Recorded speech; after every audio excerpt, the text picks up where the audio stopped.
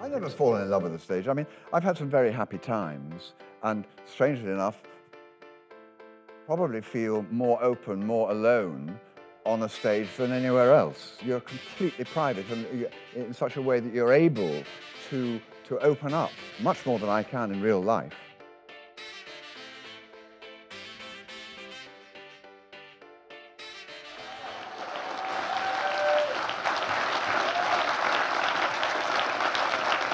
So, my understanding is that as a schoolboy in Dorset, Jeremy Irons was not an actor at all, but in fact a schoolboy musician. Is that right? Well, I used to play in a band. We were called the Four Pillars of Wisdom. Excellent. And we wore Arab headdresses. And did cover songs, you know, Beatles and Buddy Holly and that sort of thing. And we would practice in the school time, and then we'd play at sort of deb dances and things in the holidays and make a little bit, which was nice. And you played, I played the drums and the harmonica. Okay. And do you still play? I do. I'm not very good at the drums. I haven't kept that up. Henry Marsh, who still plays with Sailor, he was our rhythm guitarist and our main singer, fantastic talent. And he was my buddy at school, my mate. And we had a terrible row one night, and he had his guitar over his neck, and he walked through a doorway and he broke the neck of the guitar. And he took it off and he said, "Now look what you've done, you whatever," and threw it on the floor. And I said, "Don't throw that on the floor, I'll have it." And I had it and I mended it, and I learned to play it. So I started playing guitar, and that's the instrument which really has stayed with me, travels with me, and for a time was my way of life. After school, I used to busk on the, quite near here, Leicester Square, did the cinema queues, and at that time I was earning £12, no I wasn't, I was earning £5 a week, and I got my board and lodging thrown in, but I could get £5 in a cinema, in one queue for one cinema. So it was like I'd struck gold. I mean, it was extraordinary. And so where does acting come into the equation in that case? Because if you're enjoying yourself as a busker in Leicester Square, where does the urge come to then take the stage? Well, people kept saying, as they do when you leave school, "What are you going to do?" And I went to a boarding school in Dorset, and I was surrounded by people, not the sort of people I really wanted to spend the rest of my life with. And they all had plans to become bankers or go in the army or do sort of serious jobs. And I thought, oh God, I can't. You know, in those days you thought you'd start a career and you'd do it for the rest of your life. It's not like that now. People chop and change a bit, thank God. I read a lot of acting biographies, actors' biographies. People like, I remember the first book my dad gave me was a biography of Charlie Chaplin. And I then went on and read more of Grimaldi the Clown and Henry Irving. And I was sort of, without realizing it, falling in love with that way of life. And I never thought I'd do it, but knew that I wanted to be, so to speak, playing to the cue and then moving on. When I left school, I went and became a social worker in Peckham for a church, St. Luke's Peckham, who had 2 worker priests. So they were working all the week, and I would do all the things that you could do without being ordained that they had to do. So I would interview people who wanted to get married and set their dates and whatever, and I played the organ a bit and restocked the wine and visited the sick and visited the old and tried to help them sort their lives out. But I was always told, you mustn't get involved with these people. You must remain objective, and so that you can, you know, don't get emotionally involved. Of course, all I wanted to do was to get emotionally involved, and so I felt after about 6 months of that it wasn't satisfying. I was getting nothing back. I was giving quite a lot out. Anyway, I found an advertisement on the back of the Stage newspaper which asked for an acting ASM down at the Marlow Theatre in Canterbury. And so I applied and I got the job. And I started working. I think I worked for about 4 or 5 months at the Marlow, and I loved the smells. I loved the smells of glue on the sides on the flats, and I liked the attitude of the actors. I loved the hours, which were sort of fairly late for me, starting at about 10 and finishing at about 2. And the fact that you were working somehow as a group, but outside society.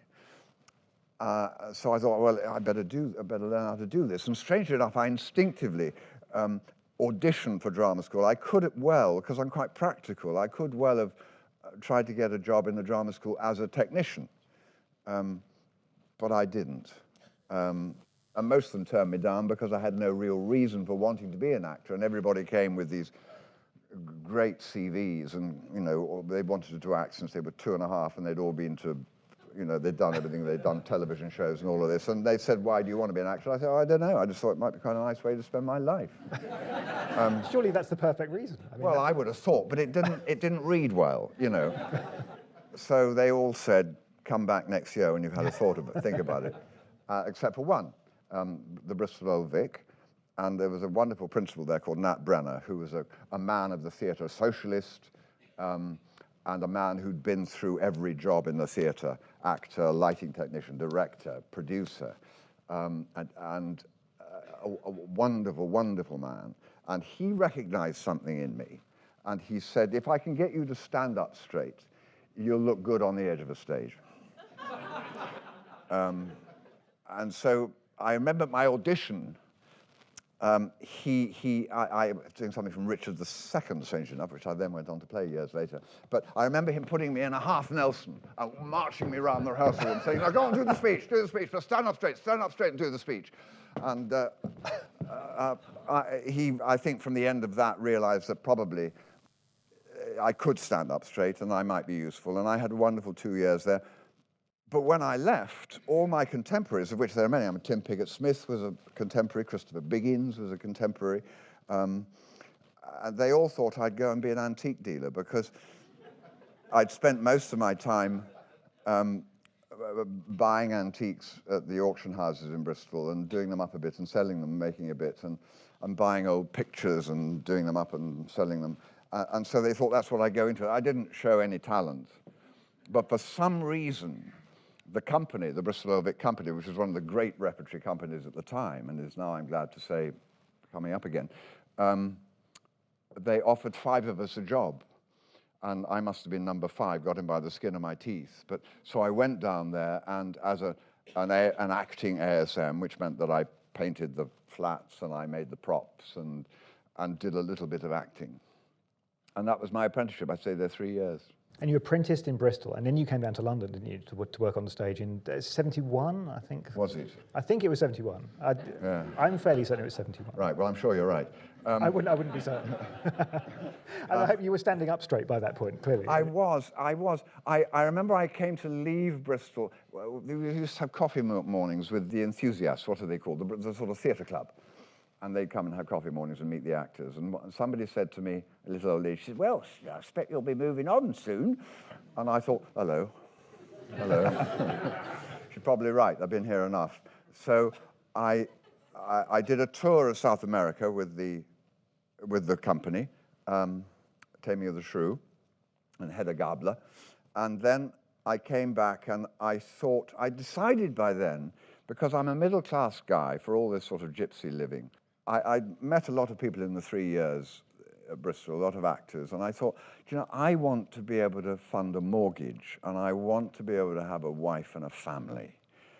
And I don't think that keeping going in rep, I'm going to ever be able to afford that.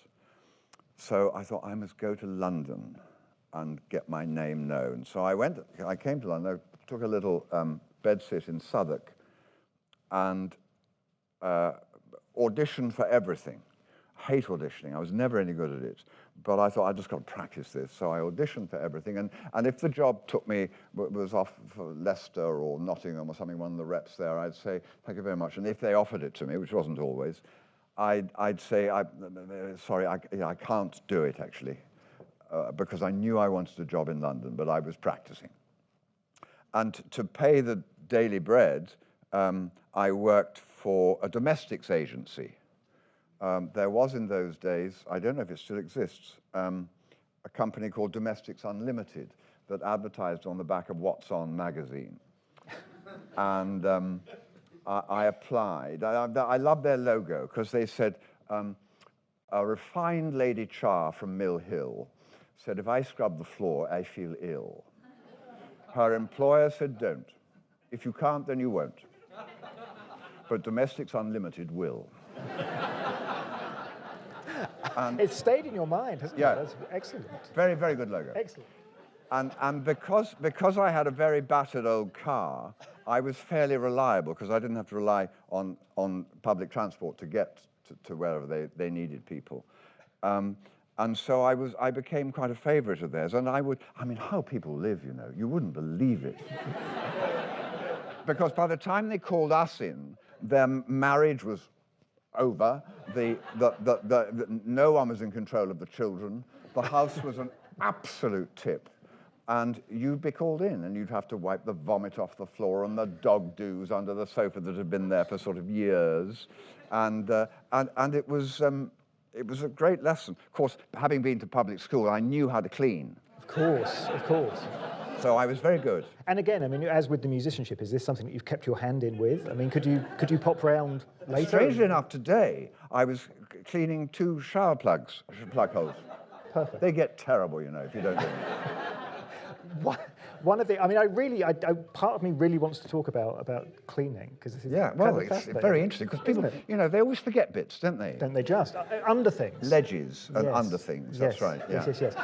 Now, music does appear, we've already talked a little bit about music, and it does appear to be a real theme, and Godspell was one of your first stage performances down in London. The cliche is always that actors fall in love with the stage first, and then it remains their true love. I mean, is that true with you? Because you've had this career which has straddled lots of different I never fallen in love with the stage. I mean, I've had some very happy times, and strangely enough, probably feel more open, more alone on a stage than anywhere else. You're completely private, and in such a way that you're able to open up much more than I can in real life. So I'm comfortable on the stage, but no, it was never a love affair for me. While doing Godspell, strangely enough, I remember sitting on the stage, and I was there, David Essex, who was playing Jesus, was there, and there was a girl called Mandy. She'll be here tonight, won't she? Probably here. Anyway, she was singing a song, and I was just able to sort of drift off a bit and think about the laundry. And I remember thinking, do you know, I drifted into this business, not very seriously, and it really suits me. And I think I've got something a little individual to give. I think we get on well. And I remember that moment thinking, yeah, and I'd been in the business then about, I suppose, 4 years. And I thought, I think that was a good choice. And then throughout the kind of 70s, I mean, you're working very regularly on stage and on TV as well. And then you obviously have this moment, at the end of the 70s, early 80s, where, I mean, the first thing that happens, I guess, is Brideshead Revisited, which is what we would now call an event. It was a TV event. I remember it kind of took over culturally. But, I mean, what are your memories of the circumstances? I think 79, 80 Sure. we filmed. Well, I was doing I did a play by Simon Gray, for instance, called The Rear Column, which Harold Pinter directed, and I was doing that in the West End, and it was very flattering because my name was over the marquee, or one of the names over the marquee. A lot of us in it: Simon Ward, Barry Foster, some lovely actors. But I thought, you know, it's very nice having my name up there, but it's not putting any bums on seats because nobody knows who I am. I've got to do either a film or a television series to get my name known. And at that time, it was impossible to get a film because Simon Ward, who played young Winston, was getting all the roles that I might be right for. So I wasn't having any luck there. And I was doing a play in Greenwich about Edouard Manet. And a friend of mine, actually a friend of my wife's really at that time, George Howard, who owns a great pile up north called Castle Howard, and he came to see the show. And we were sitting having a drink afterwards, and he said, have you ever read Brideshead Revisited? And I said, no, I haven't. The Evening War, isn't it? I said, no, haven't read it. He said, well, you should, because Granada Television, I don't think it exists anymore, do they, Granada? I don't think it does. No, well, it's a Manchester-based, fantastic television company. They are planning to make a series of the book, and there's a great part in it called Sebastian Flight that you'd be dead right for. So I thought, well, great, I'll read it, and I read it. And I got in touch with Granada. I wrote them a letter saying, I gather you're going to do Brideshead Revisited. I'd love to be in it in some way. And I got a letter back saying, we haven't got a director yet, but we'll be in touch. But I decided that I didn't want to play Sebastian Flyte. I wanted to play Charles Ryder. Sebastian Flyte was very similar to a character I'd played in Love for Lydia by H.E. Bates, a man called Alex Sanderson, who had a similar route through the story as Sebastian Flyte. He loved his mother too much, he drank too much, and he fell off a bridge in episode 8. And I thought, no, I want to keep going to the end. So that's a seasoned actor by that point, isn't Yeah, it? I suppose. And I wanted to play, I felt Charles Ryder, I don't know how many people have seen it, but I think it still holds up, actually. Charles Ryder was a sort of, it needed an actor who wasn't going to perform, but just an actor who was. Very, very sort of internalized Englishman, not able to show a lot. I mean, I played others of those roles too, but, and I thought, I know that man. I was educated to be that man, and I hope I'll grow out of him. But that's the one I want to play. I don't want to see another actor play that and make him with his emotions on his sleeve. He had to be like the good, like a host at a good party. Just get people together and enjoy them, but actually not, you know, play too much on the front foot. Anyway, they got in touch and said, well, we'd love you to do something, come and meet us. And I went and met, and they said, will you do Sebastian? I said, no, I want to do Charles. And they got in a bit of a fuss about that. But eventually, they found someone to play Sebastian, Anthony Andrews, who did it magnificently. And I had a very happy 18 months, except for after 5 months, we had a strike at Granada, a technician strike. So everything stopped. And I had promised a wonderful director nowadays called Carol Rice that I would, eventually I'd been asked to play this part in a film called The French Lieutenant's Woman opposite Meryl Streep. And he said, I'd love you to play it. And he was dead right, because I was very good casting. I said, but the studios won't let you cast me because I'm not a star. He said, well, leave it with me. And he called me during the first 5 months of Brideshead and said, you've got the role. I've got my star. I've got Meryl Streep, so I can have you. And I said, oh, well, that's great. So anyway, when we had the strike, and we had a layoff for about 3 months, I think, and then the producer, Derek Granger, called me and said, can you start again in whatever it was, February? I think we'd stopped in November. And I said, well, I can, but I have promised Carol Rice that I will do this film for him. And I think we were going to shoot in late March, April or something. And he said, oh, that'll be all fine. We can work that out. Will you come back to Brideshead? So I said, yeah. So I went back, and we then discovered that Granada wasn't going to have me going off in the middle, which was quite understandable because the film was going to take 4 months to do. So it all got very nasty, and I had to walk out, and because I felt I was morally in the right. And eventually, Granada and the film company came to a deal whereby they both took money in each other's project, and I was able to do The French Lieutenant's Woman within the shooting of Brideshead, which of course made the other actors absolutely livid, because they just sort of had to hang around for 4 months, you know, while I was off doing my thing. But I knew that, because I was 30, if I passed that over by being a gentleman, it would have a huge effect on my career. You know, the chance to play a starring role in an American movie, well, American financed movie, which I was so right for, doesn't come that often. And then you have this extraordinary thing, don't you? Because with hindsight, you have, like buses, 2 breakthroughs arrive at once. I'm glad The French Lieutenant's Woman has come up in conversation, because actually I want to dig into that. It must have been fairly daunting to take that on, because you're not playing one role, you're playing 2. You know, the Victorians, which is the period story, we decided to think of ourselves as sort of pressure cookers, that it was all inside, but you couldn't let it out because of social convention. And so, of course, that made the sexuality and the passion so much stronger than the modern stuff. And that was a big difference between the two, because he has a relationship with the actress and he has a relationship with the character, and they're different for that reason. And that was the way we found to delineate them. And working with Meryl Streep, who at that point, I mean, Meryl, clearly as she is now, Meryl Streep was already a very big name, you know, and had already had several very successful and large-scale films behind her. Yeah. So was that a challenge that you felt like you rose to, or was that something that, given that you were at a different stage of your film career, was that something where you were slightly trepidatious? Well, I've always known that to work with the best makes you better. Because Meryl, I was so lucky that it'd be Meryl, because she is the most generous, the most extraordinarily gifted actress. And she taught me a very important thing, which was the only thing that matters is the work. That's the only thing, what you're doing in front of the camera. And that all the other things that surround you when you're making a big movie don't matter at all. You know, the length of your car, the size of your trailer, your billing, all those sort of silly things which actors do sort of worry about. And you know, so-and-so's got a bigger part than you, or whatever. Doesn't matter. What matters is what is happening at that moment when the camera's turning.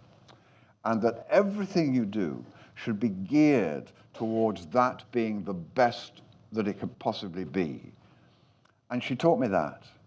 And she taught me that you sacrifice everything for that.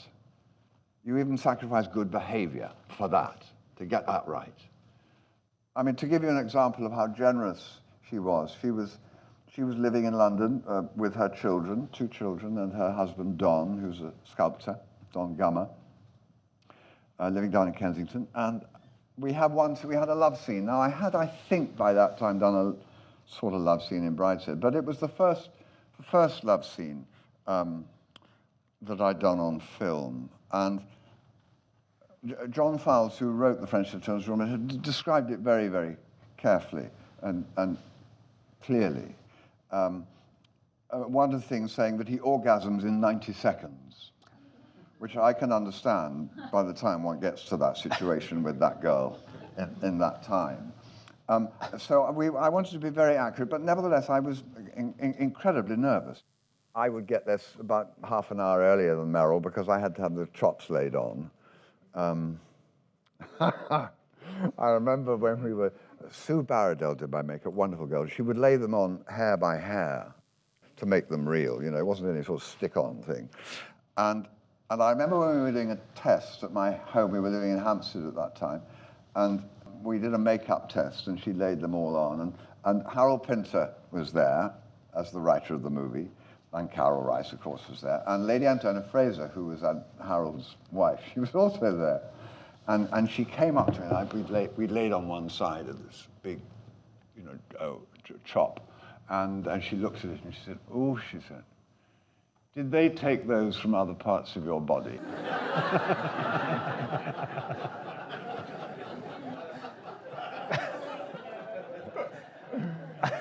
Well, they hadn't. They hadn't. Go back to the story. We shared a big dressing room at Teddington Studio. She'd be one end, I'd be the other. We had sort of big sliding doors in between, but we'd do our makeup together. And I was there at sort of, 5 o'clock, 5:30, laying these hairs on, and she turned up.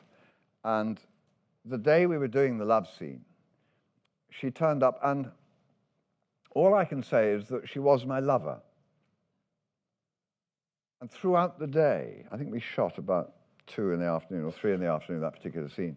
But throughout the day, she was, without doubt, my lover. Just the ease with which, and the way she touched me and the way she was with me. So that by the time we got to the love scene, it felt completely natural between us. And then that evening when we wrapped, she asked me around for dinner, and I went round to their house in Kensington, and there was Don, and there were the kids, and Meryl was Meryl again. She was, you know, the mum and the actress. But she chameleoned, if you like, or chameleoned, I never know what it is, to make it easy. Sure. And that's huge generosity. I wonder personally and professionally, I mean, how much things changed for you around that time. You have this double whammy. Presumably, when you're stepping out to the newsagent, you're now getting recognised in a way that you possibly weren't before, and presumably also there are now offers coming in of work. Which I don't remember the offers. Okay. But I do remember going up to, we were, as I say, living in Hampstead, going up to the Tube to buy the papers on the Sunday morning and coming back with a rack of them, which I don't normally do, because I discovered that I was on the cover of 4 Sunday supplements. My face. Well, that was tough. That was really difficult. I mean, you thought, whoa, but also you thought, oh. And what I found for the first sort of, I don't know, year or two, was I became terribly paranoid. I was used to being private, as we all are. You know, you walk down the street, and unless you happen to bump into a friend, that people don't know who you are. And suddenly, people know, many more people than you know you. And, you know, if you walk into a restaurant, now maybe if it's full, maybe there's only one person in the restaurant who knows you, but you don't know which one. So for you, everybody knows you. And I became quite retiring. I didn't enjoy that. And it wasn't until I was out in Australia making a picture with Liv Ullmann, and we had a day off and we were sailing and swimming in Sydney Harbour. And I was swimming, just we pulled in for lunch on the beach, and I was having a bit of a swim before lunch. And I sort of dived up and came up and was paddling about. And a voice said, "Hello, Jeremy." And I thought, oh, what's it? And I looked, and there was a couple sitting in the back of their little sailing boat having their lunch. And it was the lady, and I said, "Hello." And she said, "Having a nice day?" I said, "Yeah, thanks, yeah, fine." And we chatted a bit more, and then I swam to shore. And I thought on the journey as I was swimming to shore, see, that's all it is really. It's just that the world becomes your village. I was brought up in a village. I know about village life. I know about, you know, going up to the grocers and meeting people and saying hello. And it's just that that's now much bigger. And you don't have to get in a fuss about it. People know who you are, and they probably like you, or you know, but they can place you. And of course, what we all want in life is to be placed. That's why people will do these Twitter and Facebook things, so that, you know, they have a sort of presence. And if you have celebrityness, you have that placement. So you walk into a restaurant and you usually get a table, which is nice because they know who you are and they know you'll behave, hopefully. And it's just quite nice. And if you see that side of the coin, it's great. The bad side of the coin is that everybody wants to know your dirty laundry, and so they sort of pry a bit in the newspapers especially. And you have to learn to live with that and deal with that. But if you concentrate on the good side, it's quite pleasant. But it's interesting because you've been relatively, from early on, strategic and careful and thought out about your career and the kinds of roles you want to do and the kinds of mediums you want to work in. And a lot of actors will just say, well, everything happens by accident. And you're not saying that, but at the same time, fame seems to have been something you kind of stumbled into. And that wasn't really ever the intention. No. Well, I wanted to get enough fame that people would come and sit on their bottoms in the West End to see me do a play. Sure. But I never thought that I'd become a film actor because, you know, in those days, all the successful film actors were sort of from the north, you know, Albert Finney, Tom Courtenay, and I was sort of a feat for all that. Fortunately, Brideshead swung the pendulum a bit, and people began to want people who could wear a suit, which I'm wearing tonight. I rather actually wish I wasn't wearing it tonight. Let me bring music back into the equation as well, because the next film that we want to talk about is The Mission, from 1986. It's very famous for its music in general, but also you have a particular kind of musical role there with the oboe. You're playing the Jesuit priest, Father Gabriel, 1750 South America, and you sort of pacify and befriend the natives with your oboe playing. I mean, I wanted to ask about that, because obviously a lot of actors would spend a year studying the oboe beforehand, and I wondered what your relationship with the oboe had been before The Mission. Well, we were filming in Colombia. Now, in the Caribbean lives George Martin, who was the Beatles' producer and arranger. And he happens to be an 18th century expert, or was, he's dead now sadly, but he was an expert on the 18th century oboe. So they flew him in, and he taught me to play this incredibly difficult thing, an 18th century oboe. I mean, it's not easy. And they gave me some music, which is what they were going to use in the film, and I learned to play it. And then we came to film it, and they had to give me a wooden one which didn't play because they had to be broken by the Indians. So I was pretending, but I was doing the right finger work for the tune that. Well, anyway, when the film came out, what's his name? Morricone had written all the music, including the piece that I was supposed to be playing. And whenever I see that scene, I wince because I think, no, he's playing the wrong notes. It's not right. It's not what I'm playing. So I'm rather embarrassed about that. But I did learn to play the bloody thing. You shouldn't be embarrassed. You will always know that your integrity remains intact. You've told us now. It was a role, strangely enough, it was written for my father-in-law, for Cyril Cusack, 10 years earlier. But by the time the film got to be made, he was too old, because Jungle's a bit of a messy place. And I got a call from Roland Joffe, and he said, would you come down and work with Bob De Niro, because there's a part I want you to play in a film that he's going to do. And I said, well, I've got a matinee this afternoon, but there's a 2-hour gap between the matinee and the evening show. So I went in, and Roland Joffe, the director, was sitting there, and he said, now listen, this man sitting in the middle of the room, Bob was sitting in the middle of the room on a chair, with another chair beside it. He's a slave trader, killed his brother, and he's just shut himself off from the world. You have to get him to start facing that and doing something about that. So I went and I sort of sat next to him and tried to get him to communicate, and nothing, just sat there. And after half an hour, or maybe it was 45, it felt like days. I turned to Roland and I said, well, and so I left. I went back, took taxi back up to the theatre, did the evening show, and thought, well, there's not much interest there, is there? And finished the show on Broadway and came back to England, and I kept thinking about the film because it was a wonderful role for me. So I called my friend David Putnam, who was producing it, and I said, David, well, he wasn't my friend really, but he was the producer at that time. And I said, David, have you cast that role? He said, no, I haven't. He said, I hear you've done a lot of tests. Christopher Logue, the English poet, had done amazing tests in Los Angeles. He wept a lot, I heard. Who wrote On the Waterfront? Hang on, it was... Who directed On the Waterfront? Kazan. Yeah, Elia Kazan, who was a great friend of Bob's. He'd also been asked to play the role, and he said, no, I'm a director, not an actor. Because Roland Joffe had just made The Killing Fields with Dith Pran and Sam Waterston, an actor and a real person. And it had worked really well. And Bob wanted that relationship between his character and my character, wanted a real person. So they were trying real people. So I said to David, have you cast anybody? He said, no, I haven't. He said, the trouble is we need a young man because it's quite dangerous out there, and you've got to be very healthy and you've got to be very fit. I said, well, he said, why, do you want to play it? I said, I do, yeah, I quite like to. He said, well, does Roland know that? And I said, I don't know. I assume he knew because I turned up for the audition. He said, well, you better tell him. I said, well, where is he? He said, he's in Colombia. He's location wrecking.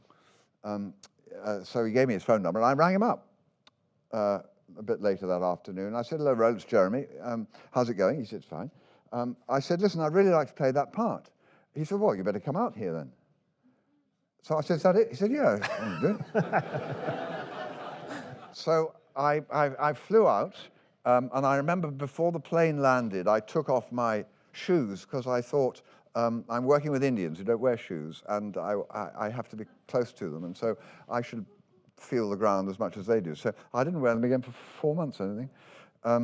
Except for rock climbing, I had to wear sandals for that. But now Bob was absolutely furious because he found himself playing opposite an actor. And what's more, what made it even worse, he was an English actor. Because the Americans are very funny about English actors. I remember Robert Duvall saying to Glenn Close, who I'd just done this play with on Broadway, he said, how can you trust a guy who talks like that? So Bob felt much the same, I think. And for the first 2 months of the movie, we never talked to each other. He wouldn't even say good morning to me. And then we had a most terrible row in the middle of the jungle in a bus. I remember the makeup bus. And word got back. My wife was out there, and Bob's girlfriend, Tookie, and they were back at camp, so to speak, which was a lovely camp. It was on the ocean, a rather nice hotel, grass huts and hammocks and things. And word got back that we'd had a real set to, and we did. I mean, we really had it. We let it all out, no holds barred. And so Sinead said to Tookie, listen, the boys have had a row. I think a good dinner might be required. So Tookie started cooking. She's a great cook. And she cooked up this great spaghetti bolognese and rolled a lot of joints. And by the time Bob and I got back, and we had a splendid evening, and he's remained, I think, one of my greatest friends ever since. See, it's very interesting, because the definitive story about English and American actors is obviously the one about Olivier and Dustin Hoffman, but I think you may have rivaled that, because I had no idea that it had been quite so I mean, I think Bob, to his credit, probably used the antipathy he had towards English actors in the way he felt about my character, because they don't like each other, or he doesn't like my character till about halfway through. And it was about that time that we had the row. So I don't know how much of it was method, but it was very unpleasant for Now, listen, I know actors don't think in terms of the themes of their career. That's the kind of things that journalists think about. But one of the themes that does seem to have cropped up is, we saw it in The French Lieutenant's Woman, duality and the kind of the double character. And another role I wanted to talk to you about is very much built around that, which is Dead Ringers, David Cronenberg's Dead Ringers, where you play twin gynecologists. And I wondered what your initial response was when you first had that script. Was this something where you immediately thought, this is a role I have to play? Or was your first response to actually kind of recoil slightly and think, this is the last thing on earth that I'm going to do? Well, I was somewhere in between. My wife thought it was the last thing on earth I should do. Okay. She was extremely against it, and I was a little bit concerned by the technicality of it, because you know, film is such a technical medium, and to concentrate into the reality of what's happening is sometimes quite hard. And I thought, God, if I got to deal with all this twinning technical stuff as well, I don't think I'll be very good. I don't think I can do it. Cronenberg came over and sort of said, listen, will you come and do a test anyway? Come to Canada and we'll use all the twin cameras and whatever, and we'll just do it on video, we won't do it on film, so it'll be cheaper, but you can see how it is. And so I did, and I tried it, and it was remarkably easy. The technology didn't get in the way. So I went against my wife's advice and did it. I went out to buy my clothes for the carol with the designer on one day for one character, and the next day we went out to shop for the other character, and they built me 2 dressing rooms in the studio, so one character has his dressing room, and decorated slightly differently, you know.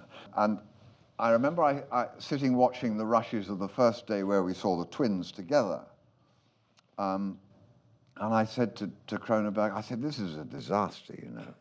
Any fool can tell this pair apart. They're just nothing like each other. And part of the story, for those of you who haven't seen it, is that the 2 twins must be, you must be confused. Both the characters on the screen and the audience must be confused about which twin is which at which particular moment, sometimes. And I thought, well, you know, they're too dissimilar. So I thought I could do this some other way. And so I muddled up all the clothes and made them look much the same, and found an internal way. I don't know where the idea came from, but it was a very good one. I think it might have been mine even. To find a different energy point for each twin, an internal energy point. So on one of them, who was Elliot, who was the guy who ran the firm, who was he got the customers, and he was the shop window. He was he was a good speaker and all of this, and he had his energy there, which of course is where the Indians have the whatnot there, but it's also where you headbutt people, and it's a hard area, and by putting the energy there, it gave him a certain elan, a certain way of standing and of speaking and of looking. And then the other one, I put his energy point here, which is where you can die, and which is soft and feminine and delicate and vulnerable. And by just switching the energy, posture changed, the way he spoke changed, the way he looked through his eyes changed. So I was able to play just doing that, which is a very simple trick, but it sort of worked. I think all all great tricks are simple, don't you? I do. I mean, it reminded me when you were talking earlier of standing up straight on the stage. And it feels like, I mean, people, you mentioned earlier that you were seen as being too effete, and maybe people don't think of you necessarily as a physical actor, but that does seem very much, you know, what you are, and you're using physical techniques to crack open characters a lot of the time. Is that fair to say? I mean, I don't use them consciously. I'm not one of those actors.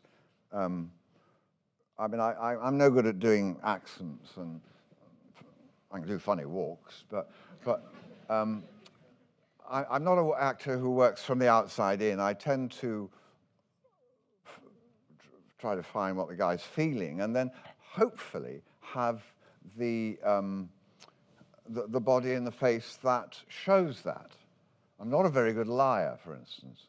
You know, what I'm feeling tends to show, and I think that's quite useful for an actor. But I don't plan. I remember when I did The Real Thing in New York. We opened in Boston, and we were sitting around, my wife and the rest of the cast, and Mike Nichols, the director, and Tom Stoppard, who wrote it. We were sitting around in this wonderful hotel suite of Mike's in Boston, and waiting for the reviews at midnight, and we were eating lovely food and all of this, and the phone rang, and Mike picked up the phone and was listening, and he was smiling, which was good. And Sinead, my wife, who can never wait to open a present, said to Mike as he was listening, he said, "Did they mention the gesture?" And Mike went, and she went, "Oh." And I said, "What gesture?" And she said, "The thing you did when Annie said she was leaving you." I said, "What did I do?" And she said, "Oh, you know, you did," and I can't remember now what it was, but anyway, she said, "You did this gesture." And Mike put the phone down, and she said again to him, "So they mentioned the gesture." She said, "They've written a whole paragraph about the gesture." And I said, "Well, what was the gesture?" Anyway, it was something very odd that I've never done before, and it had reverberations for the audience. And indeed, 2 days later, I had a letter from somebody who'd seen that performance and said, "How did you know to do that when she said she was leaving you?" That's exactly what my husband did when I told him I was leaving. Stood like that. And I tried it. It was something like that, or I don't know what it was. It was something really odd.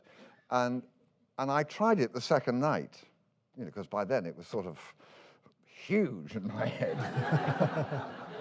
And I did it, and it felt absolutely stupid. So I never did it again. Is that like playing a musical instrument, though? Because with musical instruments, obviously, as soon as you think about what you're doing, I suppose it is. Suddenly your hands can't do it anymore. Whereas if you're thinking if you're right what you're thinking, then your body should obey you.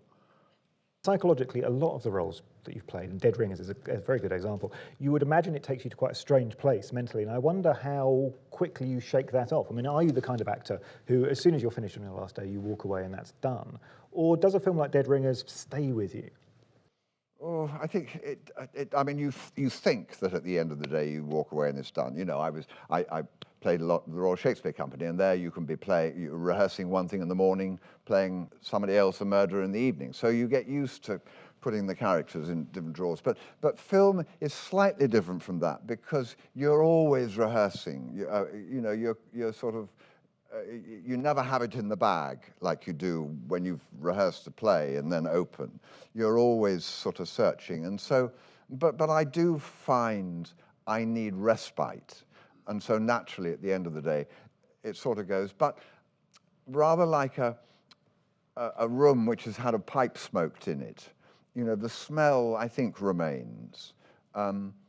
Certainly doing The Mission, where I had a big leap because I was playing a Jesuit Catholic priest. I'm not Jesuit, I'm not Catholic, and I'm not a priest. And it was a real sort of, I had to really go somewhere. I had Daniel Berrigan, the great American Jesuit, as my mentor out with us.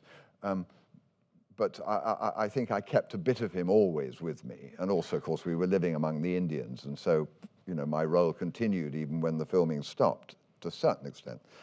But normally, I let it go. And when I look back, I mean, Dead Ringers, I find quite hard. I can't watch it really anymore. And a lot of the characters, I find quite creepy. And one of the reasons I ask actually is because the next film I want to talk about is Reversal of Fortune, and there you're playing Klaus van Bülow, who was at that point a very notorious figure. I mean, he'd been found guilty of his wife's murder. This is the real life Klaus van Bülow. And then No, attempted murder. She was in a coma. That's right. But then was acquitted after that. And these were recent events at that point. You play von Bülow in Reversal of Fortune. I mean, research, I suppose, is the word I'm looking for. What kind of research did you do into him? Well, first of all, I didn't want to do it because I thought it was in really bad taste. The children were still alive, Sonny was still in a coma, and Klaus was about. And I thought, it feels a bit sort of news of the worldy to me. I don't want to do that. It was Glenn Close, who was playing Sonny, who called me. She said, listen, do you know, if you don't do it, someone else will do it. You'll be very good in it. And so what research did I do? I watched him. There was a lot of television footage of the court case. They love to televise their court cases. And so there's a lot of watching Klaus before and after and during, when he was just sitting there listening to testimony. I watched him on a couple of chat shows in America during the trial. He became a real celebrity. He was an enigma. Nobody knew if he was guilty or not. And there's something very exciting about inviting a possible murderer to dinner. So he was living in a real social world. He was quite a socialite. Anyway, I mustn't be rude about it because he's still alive, lives in London. But he is a socialite. I think he wouldn't mind me saying that. So I watched all that. But I still wasn't sort of in him. And then I thought about my dad. And I thought, what if my dad had done something?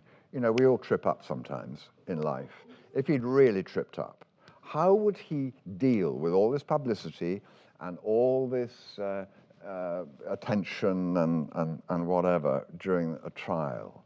And I thought he'd probably do it rather like Klaus. He'd just keep his cool, keep his poise, keep his feelings hidden, and get on with it, do it. And I thought, well, I'm very like my father, so I thought, well, okay, that's what I'll do. That must be what Klaus did. I'll do that. And so it gave me a way to get inside him, because he was still alive, and I hadn't played anyone who was still alive, I don't think. And it was you've got to take over, I remember seeing Patton, the movie with George C. Scott. Now, George C. Scott's nothing like General Patton. It's a great movie if you haven't caught it. But by the time you've been watching for about 3 minutes, you believe George C. Scott is Patton. And I thought, well, that's the trick. Just carry the audience in. They'd suspend disbelief anyway. So I thought, well, and Klaus, of course, is a bigger man than me. He's older than me. But once I found what I felt he was feeling, and of course I also had to work out whether I thought he was guilty or not, because he'd know that. And I talked to a few people. I talked to an American art critic called John Richardson, who was a great friend of Klaus's and had always grown up with him and knew him well. And he said to me, play him like a bad actor. I said, oh dear, I don't know how to play. I don't know how to do that. But I think I must have done, because he's a bit like a bad actor. And this is the role that wins you the Best Actor Oscar as well. I wondered quite how unexpected and how life-changing, career-changing that was. Well, at the time, it was expected, actually. Okay. Because all the bookies said I was going to win. And there was just a feeling in the air. And it has nothing to do with how good you are or not, really. It's just your time comes. And the groundwork had been laid, I think, by Dead Ringers, which had come out the year before, and which was not an Oscar movie. It's not a sort of life-affirming American cultural movie, And yet a lot of people in Hollywood, I think, thought it was interesting work. And so I was sort of in their consciousness. And then Reversal came out, and I don't know, they decided to run with it for an Oscar. And by the time, you see, in those days, you didn't have to do the whole selling your soul and flying around the world and buying flowers for all the other voters and that sort of thing. I mean, you could just, you didn't have to do any of that. You have to do it now. But I flew in to New York. I was filming somewhere else. And I did the Saturday Night Live, the most terrifying thing I've ever done in my life, I think. And then I flew to Los Angeles, had the day before party, and then the following night was the ceremony. And I sort of thought, I mean, I was up against great people. I think it was Bob and De Niro and Hoffman and Richard Harris and somebody else. The great bunch, you know. I mean, how can you compare those actors? You can't. How can you be better than them? You can't. So, but all the bookies said I was way out ahead, and I thought, oh well, it's my time. You know, some of them have won it before. So as the announcement came up, you know, you sit there and you think, I must prepare a face to lose. And so you're thinking that, and then they mention your name, and you think, have I heard that right?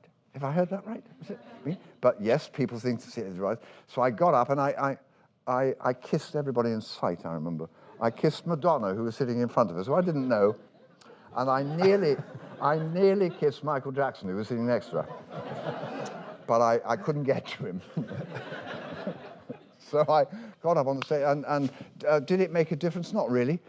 We had a euphoric day the next day where we met up with Harold Pinter, Mike Nichols, Meryl Streep, and a chap from Columbia whose name I'm searching for, to talk about making Remains of the Day together. And that was glorious because it was a great script and a great movie, and I thought, oh, this is wonderful, if this is what winning an Oscar does. And Harold and I shared a plane back together. I mean, we didn't share a plane, we shared seats on a plane. And he said, I don't know how it's going to work, this movie. He said, Mike takes so much money, it's going to be so expensive, this movie. I don't know if we'll ever make it. And we didn't make it. It was made wonderfully by Emma Thompson and Anthony Hopkins some years later.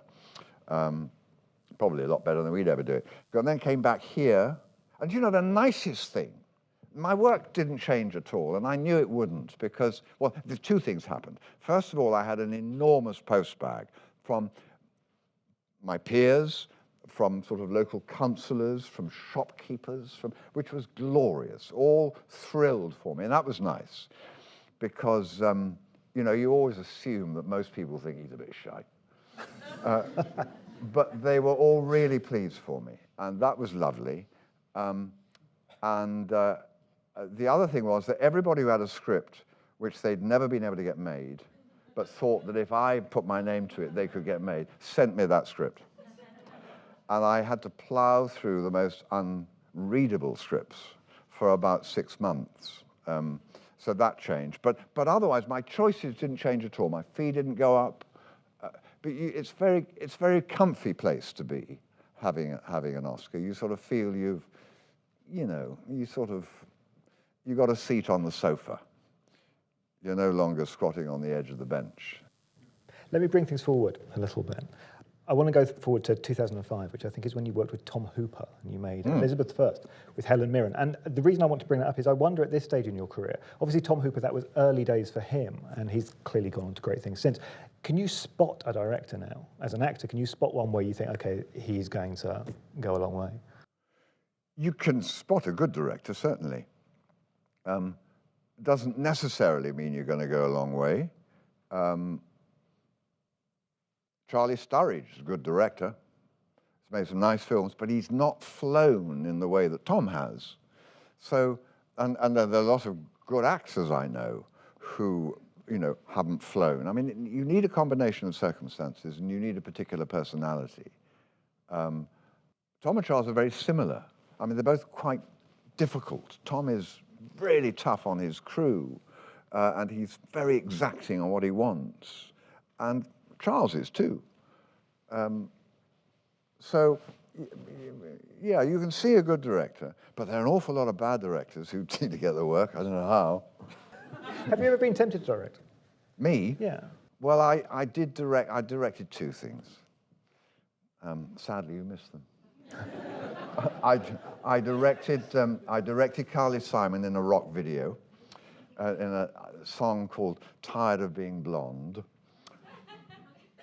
It was great, actually. It was great. It's great, but it was huge fun to do, and I directed that. And then Sinead and I did a 2-man show about refugees, and we did it various places, Oxford and just a couple of performances, but the BBC said they wanted to film it.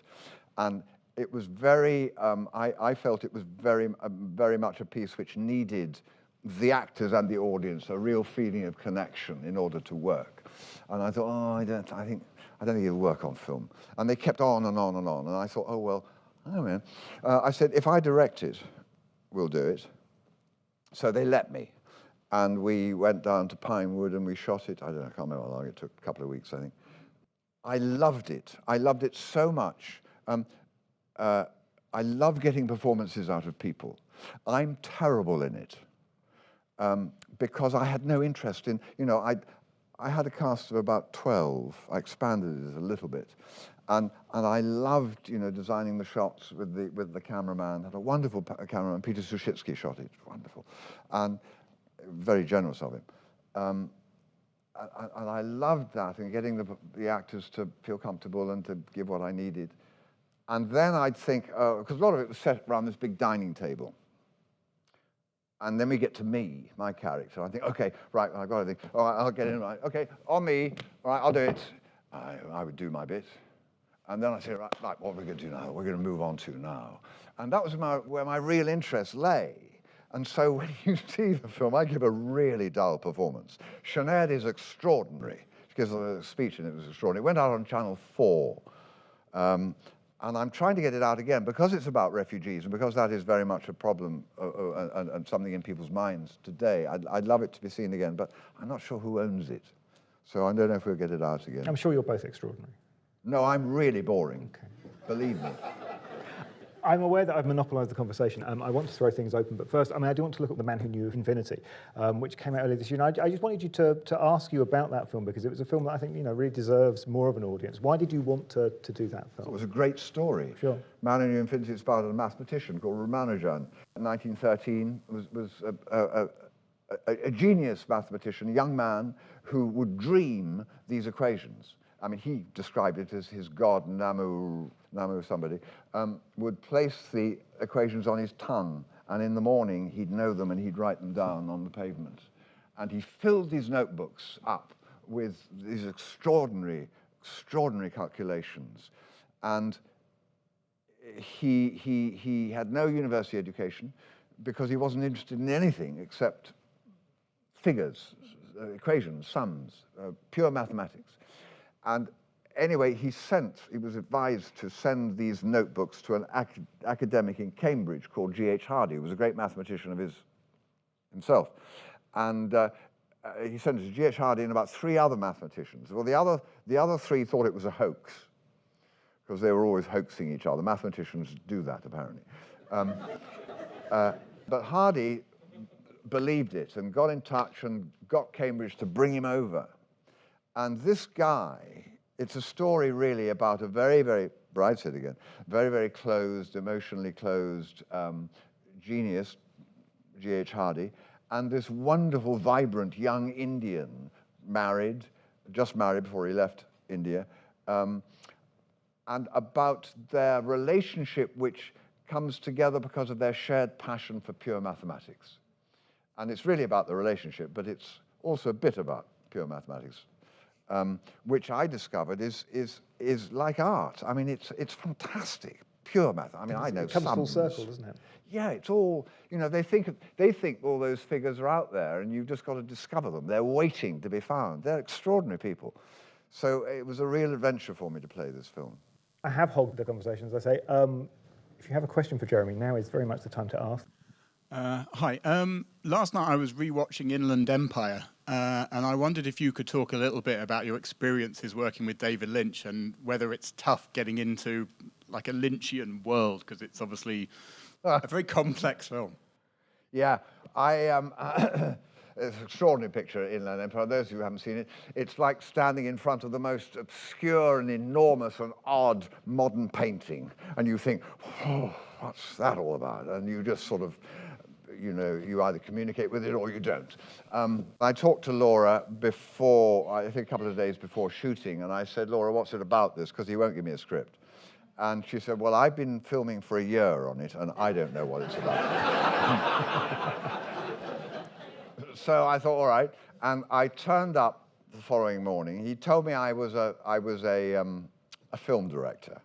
I turned up the following morning in a studio at Warner Brothers, which he'd borrowed from Warner Brothers, and it was completely empty except for a sort of table that was laid out, and with chairs around it, like sort of for a cast reading of the script. And he gave me this foolscap sheet of paper, and I read it. It was typed in foolscap, printed, you know. I read it. He said, "That's your speech." I said, "What, this morning?" He said, "Yeah." I said, "Listen, I take a while to learn." He said, "Listen," he said, "Doesn't matter." He said, "You're a film director, aren't you?" I said, "Yeah." He said, "Well, what do film directors have?" I said, "They have notes." He said, "Right, they have notes." He said, "We've got walls, we've got screens, we can write it up there, you can write it on the actor's brow that you're playing, and do it anywhere. There's no problem." And he said, "We've got all day to do it." Well, I shot it in about an hour because he relaxed me so much. I thought, all right, okay, so that's what I'm saying, right? And I sort of said it, and it wasn't line for line, word for word right, but it, you know, was enough. And of course, only about that much of it's in the movie anyway. But that was sort of part of the Lynchian world. I remember another moment where he said, well, I had to sit, being the director, watching Laura doing some acting, and I had to say, "Cut," and that was it. And he said, and there were 3 cameras, I think 2 on me, 1 on, no, I think they were all 3 on me because they shot her way. So there were 3 on me, and he shoots in video, so little cameras.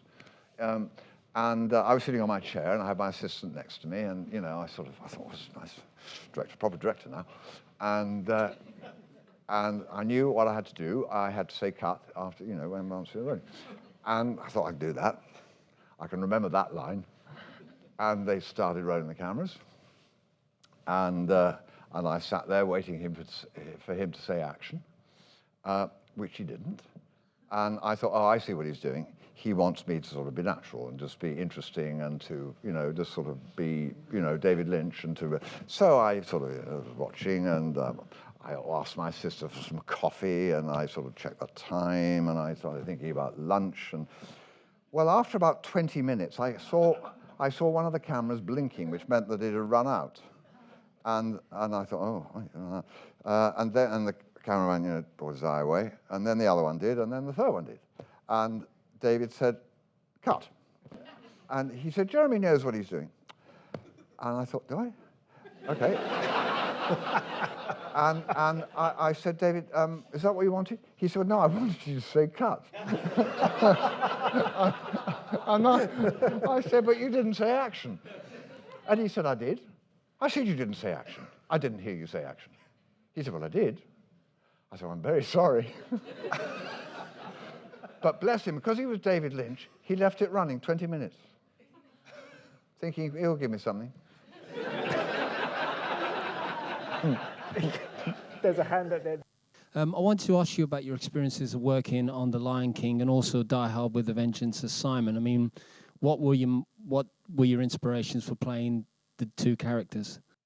Oh, well, quite different characters. Simon in Die Hard, you know, Alan Rickman's brother.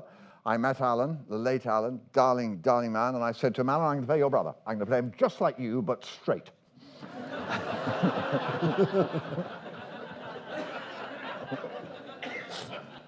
In effect, I didn't. I went blonde. I remember jogging on the beach in Santa Monica, blonde, short blonde, and an actor who I knew vaguely came near me, came up the track the other way, up the concrete bit on the beach, and he said, "It's Jeremy, is it?" I said, "Yeah." He said, "Are you all right? Or is this a midlife crisis?" I said, no, I'm doing a movie. That's why it's all gone blonde. Short and blonde. And I found that wonderful T-shirt, which I think was probably the best thing I did in the movie, this wonderful T-shirt, which Bruce was deeply envious of. And in fact, in his next movie, I can't remember what it was, but I remember watching a bit of it and seeing that he was in a turquoise cut-off T-shirt with blonde hair. He was playing me because he could see that it really worked. That's outrageous. Outrageous.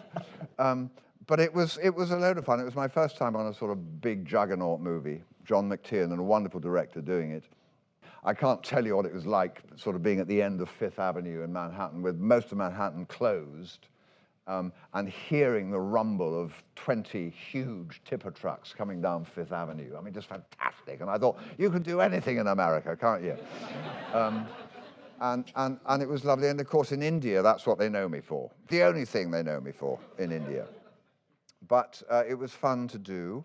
John McTiernan, I discovered, you see, those directors, they don't give you any notes. Because they hire you because you can apparently do it, and they never talk to you. Then you just, somebody tells you what you're going to do, but they never give you notes. He once came to me and he said, my wife is worried that the audience aren't going to be able to understand your accent. He said, but I just say that. I mean, he said, you know what you're doing. Just do it. Just do what you're doing. It's fine. But she did mention that. So I sort of softened the accent a little bit. But that was it. And then The Lion King, of course, quite different. Extraordinary, because I always thought you did your mouth in time with the picture on the screen. I thought that's how you did cartoons. But you don't. They come to you with this massive, because it's American, there's a massive group of people sitting around this table looking through screens with sort of everything, and artists and videos, and you have a great long... Storyboard. A storyboard, yeah, a great long storyboard. And some ideas for lines, so you sort of know, and you begin to get there, and you make up lines, you improvise lines, you play around, you try and make them laugh, you have fun, basically. Meanwhile, the animators are sketching you, and the video people are videoing you, and the writers are, writing any good ideas. And we met about 6 times over about a year. In different parts of the world. They'd all come to where I was filming, and we'd do a bit more, and they'd have a bit more put together. When I finally saw the film, of course, I was horrified, because, they based the Lion on me, on, all of that and all of that. And I looked at James Earl Jones's Lion, who was big and rippling with muscles and a great mane that shone in the sunlight. And I looked at my lion, you could see the ribs, and he was scrawny, and he was, And I thought, so that's how I come across. I was very hurt. But you've got over it in the years since. I mean, your self-image has repaired itself. Well, I don't know, there's some mornings. We all have those moments. Yeah. Let me ask you one final question. I mean, every film, I think, that we've talked about tonight shares one thing, which is it feels like a challenge and it feels like a risk. And there's films we haven't even talked about, Lolita, High Rise from last year. It feels like you're still taking risks. I mean, is that fair to say that I think what gets you up in the morning is that idea of not quite knowing whether you're going to come off the high wire? I think I do like risk. I mean, looking at my pleasures, sailing, horse riding, motorcycling, it seems that I like risk. It energizes me.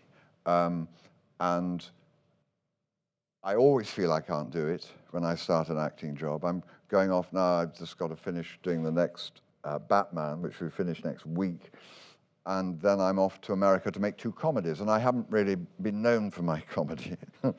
So, yeah, I'm going off to do something that I'm not sure I can do. And that is grist to my mill, although I try and do a bit less now because I'm older and, go slower now. I'm sure we'll all wish him bon voyage in America. Please join me in thanking It's been a pleasure. Jeremy Irons.